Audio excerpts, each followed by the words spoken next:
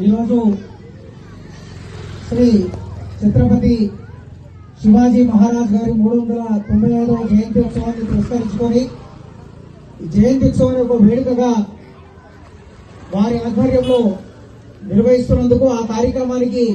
మనందరం కూడా ఈ సంఖ్యలో తరలి వచ్చినందుకు మీ అందరికీ కూడా స్వాగత కుసుమాంజలి తెలియజేస్తూ, మరి నాడు మొఘలాయులందరూ కూడా అత్యంత అరాచకంగా కిరాతకంగా మన హిందూ సమాజం పైన దాడి చేస్తున్నటువంటి నేపథ్యంలో హిందువుల మీద అత్యంత పాశవికంగా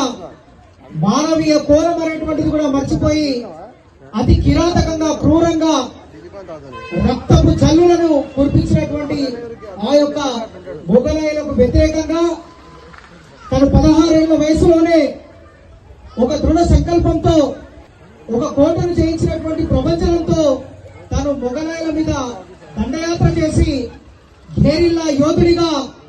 ఆయన గేరిల్లా సైన్యంతో ఆ యొక్క మొఘలాయులను తరిమి మన యొక్క హిందువుల కాషాయ ధ్వజాన్ని రేపలాడించినటువంటి చరిత్ర మన ఛత్రపతి శివాజీ గారిది. తల్లి యొక్క బోధనను ఆయన మనసులో నరాన ఇనుమడించుకొని తండ్రిని కూడా ఆదర్శంగా తీసుకొని తన గురువుల వద్ద అన్ని రకాలైనటువంటి శిక్షణలు పొంది ఒక శక్తి మాత్రమే కాదు యుక్తితో కూడా మనము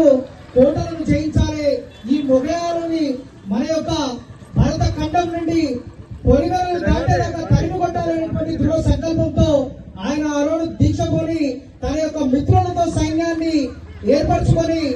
రామాయణ మహాభారతంలో జరిగినటువంటి నీతిని మాత్రమే తను ఆదర్శంగా తీసుకొని కేవలం మరాఠా సామ్రాజ్యమే కాదు యావత్ భరత ఖండాన్ని కూడా మనం కాపాడుకోవాలని, దేశం కోసం ధర్మం కోసం ప్రతి ఒక్కరూ ఒక సైనికుడై సమిధగా మారాలనేటువంటి పిలుపునిచ్చినటువంటి నాయకుడు మన ఛత్రపతి శివాజీ గారు. మరి ఈరోజు మనం కేవలం అందరూ శివాజీలాగా ఉండాలి, అందరూ శివాజీలాగా పెరగాలి, అందరూ శివాజీలాగా ధర్మం కోసం నిలబడాలి అని కేవలం అనుకుంటున్నాం తప్ప శివాజీలు పక్కింట్లో ఉండాలి అనేటువంటి